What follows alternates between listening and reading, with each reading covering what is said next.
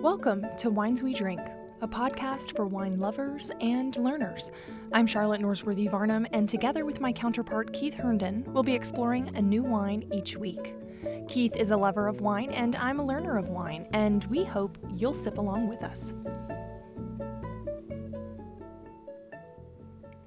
Hello and welcome everyone. You have found the Wines We Drink podcast, and we're here today once again to open up a bottle of wine, drink it, and share its story. I'm Charlotte Varnum, and I'm joined as always by our chief storyteller, my co-host, Keith Herndon, a certified wine sommelier. All the titles. Oh yeah, chief storyteller. I like that one. Oh yeah. And it is what we do here. Wine is meant to be shared. And sharing is so much better when you have a story to tell about the wine that you're drinking. That's my favorite part, probably, about this. That and of course, the food that we get to eat. Listeners, this is our third episode of our sixth season, and I'm so excited to bring you, along with Keith, today's selection for this third episode. Keith has lots of things to share with you about it, and I will be with you later in the show as Chef Charlotte to tell you all about a wonderful pairing that elevates our selection to another level. I think you're going to like it. Yeah, already looking forward to the treat you have in store for us. But first, let me remind our listeners that last week we enjoyed an exquisite rosé from the Côte du Rhône that was inspired by a journey my wife and I had there last summer, a longboat cruise on the Rhône River. To learn more about last week's robust pink wine or to listen to any of our episodes from all 5 seasons, you will find us on all of the major platforms, including Spotify and Apple Podcasts. We also have a full episode guide at wineswedrink.com.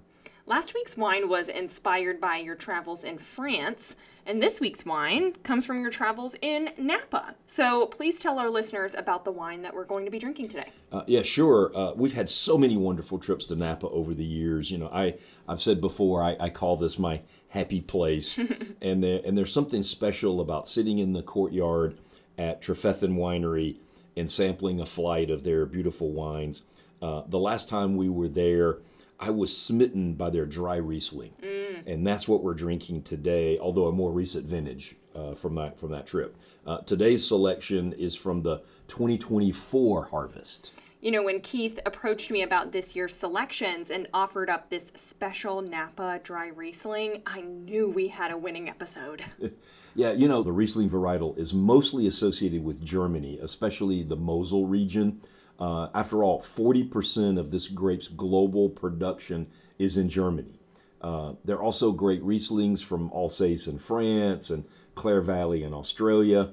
And our loyal listeners will know from previous seasons that I really love Rieslings from the Finger Lakes in upper part of New York. Right? Yep, we've featured some impressive Finger Lakes Rieslings, and that's another reason to check out the archives that we mentioned. Yeah. So we may not be as familiar with Rieslings from Napa Valley as some of those other regions, but this varietal has thrived at the Trefethen Winery because the family just absolutely believes in the grape, and they're committed to making great Riesling wines. I'm going to just read up something from Haley Trefethen, part of the third generation who's now running the winery. She put it this way, right? Quote, "The key is letting the vineyard shine. Riesling is an incredible grape with so much inherent character, you don't need to do much beyond careful farming and a slow cold fermentation to capture its delicate aromas," end quote. Wow, well said. A grape with inherent character. I really like that Trefethen takes a minimalist approach with this wine. This is also one of my favorite types of wines. They're letting the grape be itself, and that leads to a wonderful experience for those who appreciate dry Riesling. Yes, and Trefethen has been championing this varietal for a long time. They've been making this wine since 1974. Wow. And now 20 acres of the main ranch. It's a 400-acre estate in the storied Oak Knoll district, but 20 acres of it are planted in Riesling. That's one of the largest, if not the largest, planting of Rieslings in all of California. Wow. Given all the grape options, they're clearly committed to Riesling then. Yeah. Well, this family has long known that their location is prime for this varietal. Influenced by the San Pablo Bay, there are cool evenings and foggy mornings to preserve the wine's bright acidity. And as the winery says in its specification sheet, or spec sheet, as we like to call it in the trade, quote, "We farm for freshness, taking advantage of the built-in air conditioning of the Oak Knoll district," end quote. Taking advantage of built-in air conditioning. Doesn't that sound lovely? Yeah. Especially with these hot Georgia summers we have here. So let's talk more about the specifics of today's bottle, that 2024 vintage. This is a blend of grapes from 2 blocks that were planted in 1997 and 2008. So not old vines, but not too young either. You know, the interesting thing about 2024 was the rain. It rained a lot. The wet winter in Napa, at this particular part of Napa, dumped over 40 inches of rain. Wow. And that could have been a problem, but the vineyards drained well and handled it. But once that rain gave way, it led to a cool, moderate growing season, and the Riesling vines just thrived. The fruit ripened slowly and developed some nicely concentrated flavors, low sugar levels, and a higher acidity. It's so interesting to hear how the years and the context of each year really play into the character that comes out of these vintages. It sounds like that was an ideal set of conditions to show off that inherent character Haley Trefethen was talking about. Yeah, you're so right about that. I mean, they didn't have to do much else to get this fantastic wine in the bottle, right? It was slow, cold fermented in stainless steel tanks with mostly native yeast. The result is a wine with only about 5 grams of residual sugar and only 11.7% alcohol by volume. So a lower ABV and not much sugar. That's my kind of wine. Well, it's definitely a dry Riesling. I mean, there aren't any standards for this in the U.S., okay? But the German standards allow for up to 9 grams of residual sugar and still be labeled trocken or dry. Wow.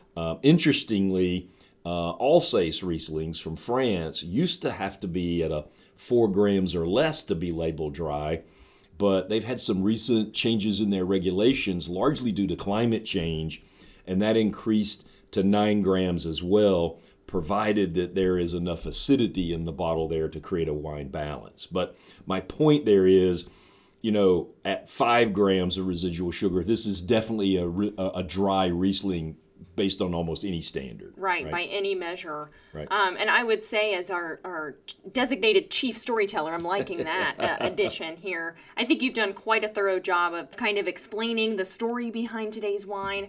So now let's drink some of it. Yeah, I'm going to get over here with this tall green bottle. Tall, skinny bottle. And get it opened. I've already cut the foil at the top, so let's go in here and get this cork out and pour some dry Riesling. Like I said, this is just a personal favorite of mine. Something about its dry, crisp character. Oh man, as you're pouring it too, that is such a pale yellow color, but it's still rich in nature, very clear. Yeah, it's almost water-like. Almost water-like. Though you will be surprised on the sip, it is not water. Right. This clear yellow wine, you know, we kind of describe it as yellow, but at least in the lighting in the wine kitchen, it seems clearer than that. It does. It's very pale. Yeah. You know, it's exactly how I like a Riesling to look. Yeah. Right. It advertises freshness from the very first glance. Oh, absolutely. Right? And when you put your nose in the glass, you know, you're detecting some really, really interesting aromas. So what are you detecting there? Yeah. I mean, you mentioned freshness, and that's exactly the sort of concert or symphony that's happening on my nose. There's tons of fresh floral aromas kind of coming together here. Yeah, those floral notes you're picking up are described as jasmine and orange blossom, right? Yep. You know, I'm also getting some stone fruit, you know, really some apple notes in there on the nose. Absolutely. Right? Some of that green apple, something crisp, and you can't ignore the citrus too that I feel like we're getting. I'm getting some real lime, again, more green on the nose. Yeah, I like that. I like that lime zest aroma a lot. You know, it contributes to this overall theme of freshness that we're talking about in this wine. Absolutely. And so I'm always ready to drink some Riesling. Yeah. Well, let's do it. Let's go in for some of those first few sips. Here we go.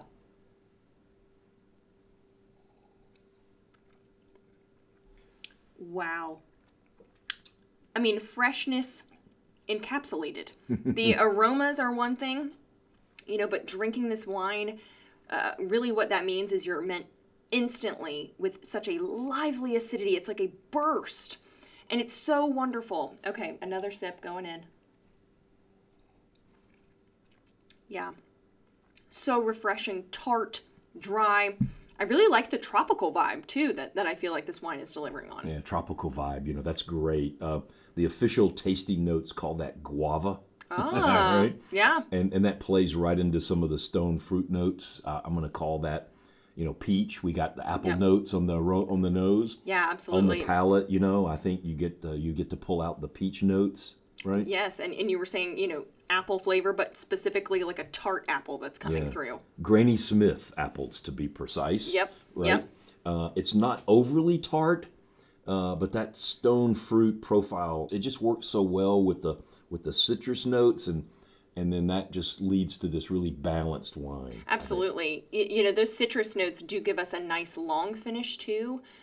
There's lemon citrus, but you also get a return of those lime zest notes from the aromas. It creates sort of like a lemon lime soda, almost like a little bit of a brightness sparkle there on the finish.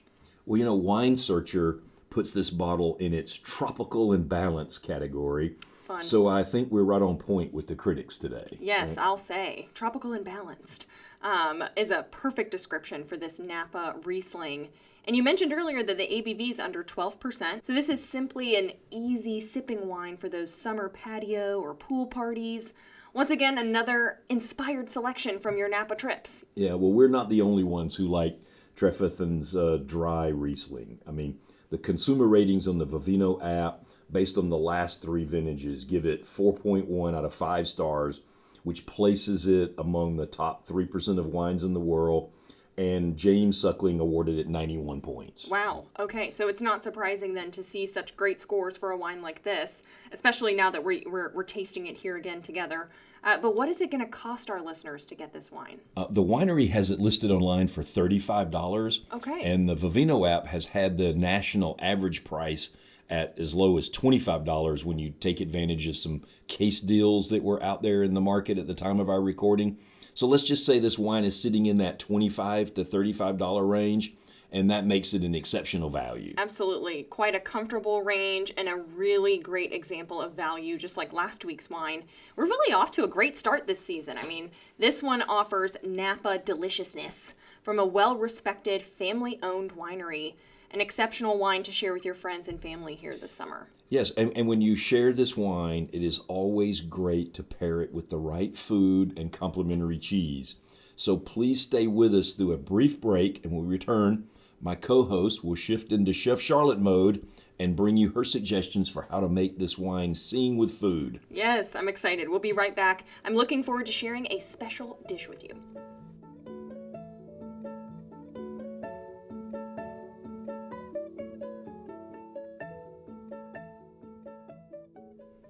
Welcome back, everyone. This is our 3rd episode in the 6th season of Wines We Drink, and this season we're leaning into the culinary skills of my co-host. So before we get to Chef Charlotte's pairing suggestions, I have a question. What got you into cooking? Oh, yeah. Well, that's a great question, and something I always love talking about. It's always been a part of my upbringing. It was the way the women in my life came together to connect with one another and to show their love for our family. And as a little girl, it was also the way in which I could be the most useful to the process. So setting the table then grew into more kind of high stakes tasks like snapping beans and peeling potatoes. And the appreciation for the process of cooking really grew for me in those small moments where I understood how important each step of cooking was as it contributed to that final dish or that first bite. And I just loved it and always felt at home in the kitchen, I would say, for that reason. And that's only grown in my adulthood as I build out these moments in my own home now and now with you. Oh, well, that's some wonderful background for our audience. I know that over the years, I've certainly benefited from your wonderful food.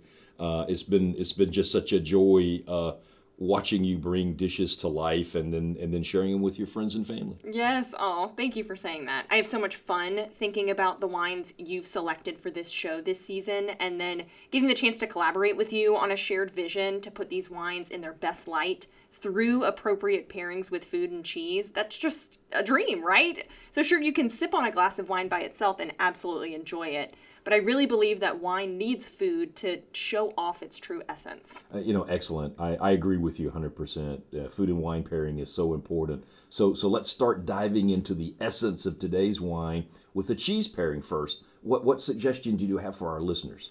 Today's wine and cheese pairing for our dry Riesling is Havarti. It's a rich and salty cheese that I think plays well into the wine's acidity. How so? So the high acidity that we're tasting in our Riesling today really cuts through the fat that we get in Havarti. And that keeps the cheese from coating the inside of your mouth, right? That kind of happens when you eat a cheese like this alone. And so pairing that with a nice acidic wine like this Riesling allows the flavors to blend in such a subtle way and create that balance like we were talking about before the break. So let's go ahead and dive in. If you'll just take a piece of this cheese here we've got on the plate and follow it up with a few sips of that wine. Yeah, absolutely. I always love Havarti. Me too. This one's a fan favorite too. It'll be a familiar cheese on your cheese board. Mm-hmm. And then get that wine. Have a nice sip of the wine here. Oh, wow. It's delicious. I mean, there's a crispness to the wine, as we've talked about, that acts as a refreshing contrast to the soft, it's almost velvety texture of the Havarti cheese. Well done. It's a genuinely nice wine and cheese combination. It's just really on point. Yeah, I mean, again, it that velvety texture of Havarti specifically, like you said, it kind of melts in your mouth and needs something to reel it back in. And I think that's where that bright acidity from the Riesling plays in here nicely. Right. So now let's bring our listeners in on the plan you have for the food to pair with this wine. Yes, certainly. I'm gonna eat some more cheese. Yes, keep eating and I'll keep chatting. So sometimes when you're planning a food and wine pairing, you can take your lead from those who make the wine. Okay, it's a bit of a shortcut. And Keith, you mentioned Haley Trefethen earlier in the show. Well, she made it clear with what she thinks works best when she said Dungeness crab is a standout with this wine. But we simply aren't talking about cracking open some crab legs, are we? No, we aren't. But we are amping up that crab meat by placing it into a crab cake today that combines a smorgasbord of flavors into a dish that I think is absolutely playing in harmony with this wine. Oh, I got to hear some more about this. Spill the details. Yes, so this recipe I think is kind of unique. I've chosen a recipe that incorporates fennel, scallions, and green apples inside the crab cake, which I feel like is a unique trio of flavors for a crab cake recipe. And it's layered on top of just a good creamy aioli with some Dijon. All of this is intentional, right? All of these ingredients are really intentionally chosen for this wine. Already we have Haley suggesting crab. Okay, so tick. Trefethen's website also specifically recommends pairing their dry Riesling with seafood dishes. And we already mentioned things like tropical as being a flavor or a category for this wine. So naturally that would make sense. And they also mentioned seafood dishes containing fennel to highlight the wine's nuances. So I knew that needed to be incorporated. And this wine features those citrus notes. Already we mentioned green apple, lime zest. So that matches the green apple and the fresh herbal notes of the fennel and scallions that are present in this specific crab cake recipe. So intentionality is so important when planning a food and wine pairing, right? Once you understand the wine's flavor profile, I mean, you can take it from there. So please give us a little bit more details about the actual specific recipe. You've talked about the ingredients, but let's have a little bit more background. Yeah, absolutely. And again, I so love, taking that, it feels kind of like a shortcut to look up a wine, but so many of these wine labels do provide some guidance, some really thoughtful guidance on some inspiration, if you will, for how to pair things together. And so that is really what I used to then tie back to my own background. So with this recipe, speaking of home and my background that we dug into a little bit earlier, I'm using some coastal Georgia blue crab in these specific crab cakes. But any fresh crab you can find this time of year will be best. This is the season for it. And so definitely go with something that's regional or as local as possible. The recipe that I used combines those surprising ingredients that I feel like you don't often see in crab cakes that might feel kind of risky, but we're here to take a risk today. So those Granny Smith apples, of course, fennel, Dijon mustard, those are all really interesting and maybe 3 different flavors that you wouldn't think to bring together. But if you get the tang of the mustard, right, you kind of think of the mustard as serving that role, tang, aromatics we need from the fennel, and there's a slight heat there to kind of brighten up some of these flavors. And then what the apple provides is kind of a fresh crispness, and it brings just a touch of sweetness for balance. That's why keeping a green apple in this is, I think, really important versus a really, really sweet apple. And so all that mixture, you rest it in the fridge overnight, all right? And then it lets all of those flavors not only kind of downplay themselves, but then they can also marinate and become more in harmony with themselves so they aren't too intense when you pull them out the next day, firm them into your patties. That will also help keep the texture really good. You pan sear it, finish it with some fresh lemon or lime. And these crab cakes, I feel like, are a showstopper, perfect for summer, and I hope a perfect pairing with this wine. Oh, well, let's eat some crab cakes and drink some wine and find out. Let's do it. Okay. Yeah, bringing this over. It just looks beautiful on the plate. Also, oh, yeah. Thank you. Crab cakes are a really fun visual, especially with that that aioli, that Dijon aioli that we've got paired with it. Right. Okay. Oh, man. Unreal. There's a lot of crab meat here and just enough of those wonderful breadcrumbs to hold it all together, right? Mm-hmm. Okay. So there's a little bit of that heat you mentioned. Yep. Right? That fennel. Mm-hmm. Right. Okay. So now let me have a little bit of this sip of this wine to go with this. Yeah, the high acidity, I think, in Trefethen's dry Riesling is a perfect foil to the rich nature of crab cakes. Crab meat's pretty rich. Mm-hmm. Yeah, that is so spot on. The acidity and the citrus in the wine make these crab cakes dance on your taste buds. I mean, you know, I can't get over this myriad of flavors and how they come together. And then, you know, we talked about the stone fruit qualities in the wine. But when you add that stone fruit to the crab cake in the form of a real apple, right, it just marries it all together so nicely. Yeah, and I think it's, again, unexpected, but in a fun way. Yes. So, okay, I'm going in for some more bites. Oh, absolutely. This is a wonderful, wonderful pairing. And, you know, so as I'm eating this, I'm going to go back to what you said earlier about the fennel and the scallions and using the green apples in the mix. You know, it wasn't clear to me when you mentioned all of those disparate ingredients, disparate ingredients when we were talking about this, how they would all come together. You called it a smorgasbord of flavors, I think, right? And that's exactly right. I mean, they meld into a dish that enhances each of those complementary notes in the wine. Yeah, right? Absolutely. And again, those ingredients may at first do kind of seem like how on earth are they going to come together? But I also think that the aioli sauce there provides a kind of integral part of the dish. Right. You cannot ignore the aioli sauce. I mean, that is providing a little bit of that bite that is offset by some of the zest in the wine, and it just all works together. Yeah, and I think again the temperature difference too between the warm crab cake and then the cool aioli to kind of again level set any of that warm heat that comes from that fennel. I'm a big fan of this. Yeah, well, Chef Charlotte, you've taken the Trefethen Winery suggestion of crab, fennel, and stone fruits and turned out a masterpiece. Oh, yay. Thank you. Thank you. You know, it was, again, wonderful using Trefethen's ideas as inspiration. Like I said, all of those were represented in their suggestions for flavors that would work well on the palate. And I said, you know what? Let's just put them all together and see what happens. And I was able to find a recipe and then tweak it. And that allowed me to bring it all together in a way that I feel like certainly complemented today's wine. And it was a fun opportunity to get to do that too.